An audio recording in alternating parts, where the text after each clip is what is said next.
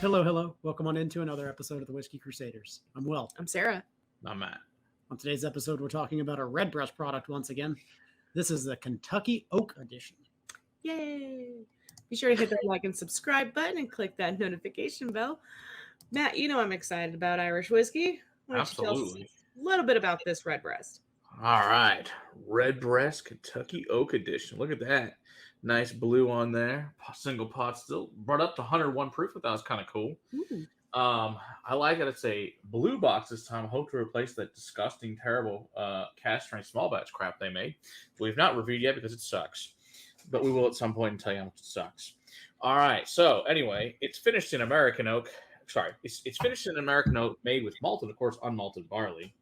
It's triple distilled. It is obviously done with ex-bourbon, ex-Spanish, and then from 3 to 7 months air-dried American white oak. Of course, this is from the Taylor family Elk Cave Farm in Kentucky because they couldn't think of a longer fucking name for their show. But sure, whatever. It's a USA exclusive. It's hand-selected by Billy Leighton and David McCabe, which is the master blender and a blender.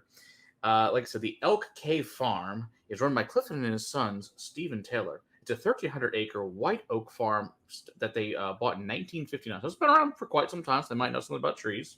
It's an award-winning tree farm. They do these shelterwood practices where when they provide better light and less competition for the saplings when they're planted. So it sounds really nice. I'm sure it actually is good for them, but whatever.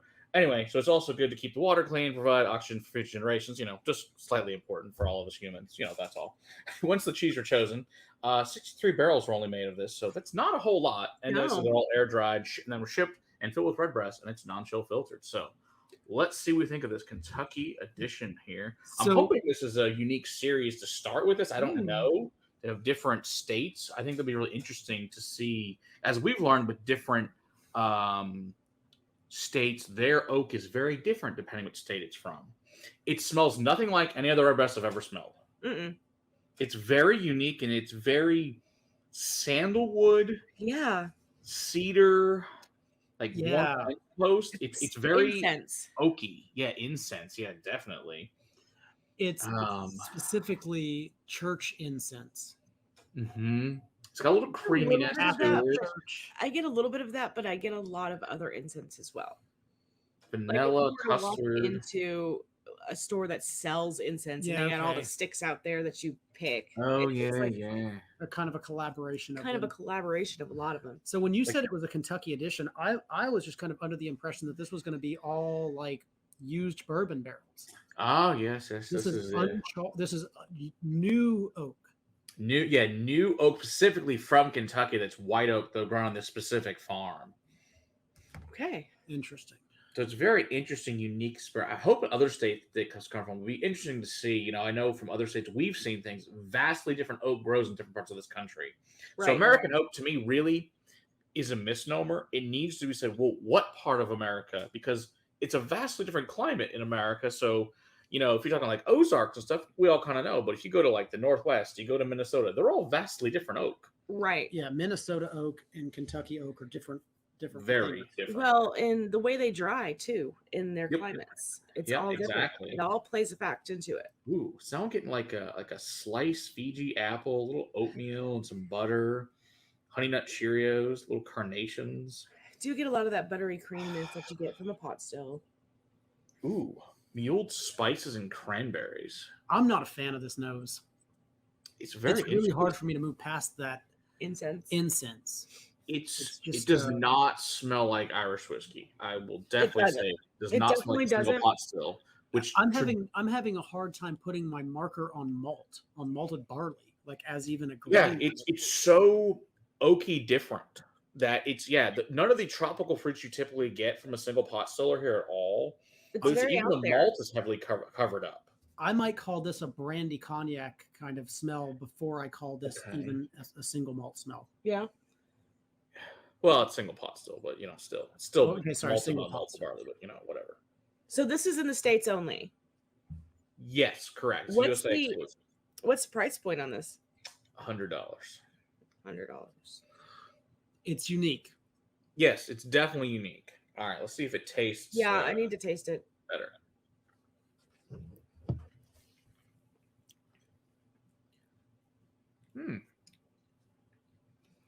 That is so different. Okay, much better palate than the nose. Yeah, it's so different though than any Irish that I've ever tasted before. But still lots of wood, lots of cedar, fence There's posts. so much wood and incense going on. Yeah. Little Like- butter, malty, more malt on the palate than sort of the nose. Right. Leather. Mm-hmm. Like Warm- heavily like toasted warm pie leather. crust. And barrel char, just like licking Mhm. the inside of Yeah, very It's dry. very oaky and woody. Yes. A little bit of And- like apple crumbs, lemon filling, some black pepper. Some leather, like worn leather. Ooh, second sip brings out way more fruit and more like raisins and like Bing cherries, Mhm. a little dates, vanilla, brown sugar Stone fruits. with some toffee, but along with like now I'm like a clove and a nutmeg and cinnamon, like a froth. I'm having a Like- hard time on the palate getting And you past. like blended in some like fresh oak and like pencil shavings and blended into it. It wants to go down those guava papaya notes, but it's not making it to them. Yeah, the oak. It's like the Kentucky oak, really, with those new casks. I wonder. Maybe this needs to be in there longer. No, I think this was like crafted for the bourbon drinker. Well, you know what? You're right. That's exactly what this was crafted for. And I guess if you're a bourbon drinker, I think if it were we're to we're prepared for Irish, and we're expecting that. And if you weren't, I think maybe. it might be a Yeah, little I think you're right. For bourbon drinkers, I think this is perfect. Oh. I think if you were to have it sit in the casks for longer, Might it get would more just oaky. get Water. more All right. oaky, woody. All right. Let's see what the water does. Almost all of that goes away on the palate, and you're left with a lot more fruit when the drop of water goes in, which was very surprising to me. I was actually expecting Go the other way. The oak, It usually does. yeah, the oak note to just get Okay. cranked up to 11. I totally get. So maybe they needed to actually not release it at 101 Ooh. and Ooh. brought it down a little bit more. It It's might have been water. better at 98. I don't know. The But again, notes are. I think they're going for the bourbon audience. To me, that's what But this see, tastes like. The thing of it is, even going in with an open mind and not expecting Irish, I don't get as many of the bourbon notes as one would think. Huh? I don't get those bourbon notes I don't get a lot of them, but screaming but, at me. but that leather and that oak tannin is Yeah, very I get that. non-Irish and I very, don't- very bourbon. I don't get the brown sugar, vanilla, cinnamon. No, you that. don't get that. You get Right. this huge lemon, like a lemon drop note in the nose now with the water in there. Mm. Like lemon drop with that incense burning behind it. Interesting. Yeah.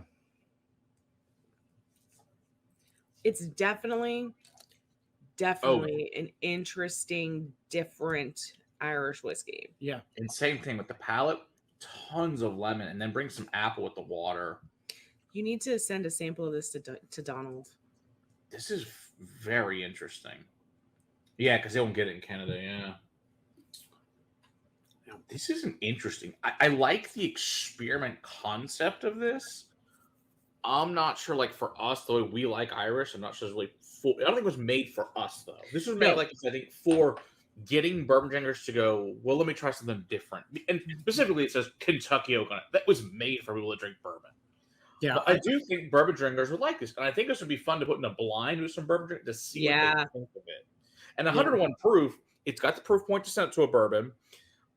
It's a very interesting experiment to certainly. I'm just to see what else they comes from this series. So- I think that more of them would call it a craft bourbon than would call it a malt. An I'd Irish. agree. an Irish. Yeah, it's very. Well, it's certainly interesting. I don't know what are their notes on the back of this. Just I'm not saying it's bad by all means. It's just not what you expect if you are an Irish drinker or even remotely enjoy Irish whiskey. It is what I've come to expect Redbreast to do, which is a money grab. Yeah. Yeah. Sorry, that's just me.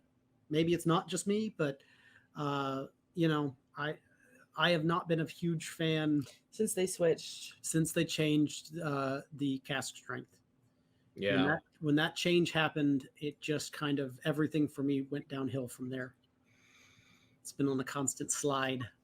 Unfortunately. Yeah. So their notes are interesting. So their notes say notes of freshly cut cedar wood, almond vanilla, enhanced by hints of dark berries, oak shavings, and warm charred wood, all complementing the pot's full spices. All right. Well, that makes sense. All the wood notes are right. Yeah. Yeah. And then it says taste is cinnamon, nutmeg, clove, build over time, working with the oak's rich tannins, hints of autumnal fruits linger, combining with sweet notes of brown sugar, toffee, and vanilla.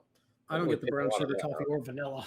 Yeah, I that get would, those would be the bourbon clove notes. and the nutmeg and Right. stuff, but I don't get the other stuff. But okay, which definitely tells you, based on what this says, this is definitely for bourbon. It says lasting finish with the fruit slowly fading, leaving the pot full of spices to harmonize effectively with the sweet tones, intricate nature of America. What a load of bullshit that is. Yeah, who pulled that shit out of their ass and Money put it on a bottle? grab. Yeah, I'm not ecstatic. I think the PX is much better, but you know, it's whatever. Yeah, I'm still glad we have it. And you know what though? Maybe in a year we'll come back. Maybe this will change. That's the fun thing about a lot of whiskeys. If you come back and try them a year later, they get a lot better. I'm interested That's to see what true. happens in a year. That's true. So we'll come back and test it in a year. That's fair. Sounds like a plan. All right. All right. Don't forget to hit that like and subscribe button and click that notification bell. Come hang out with us live on Monday nights. Until next time. Keep on crusading for better $100 whiskeys in your glass. Cheers. Cheers.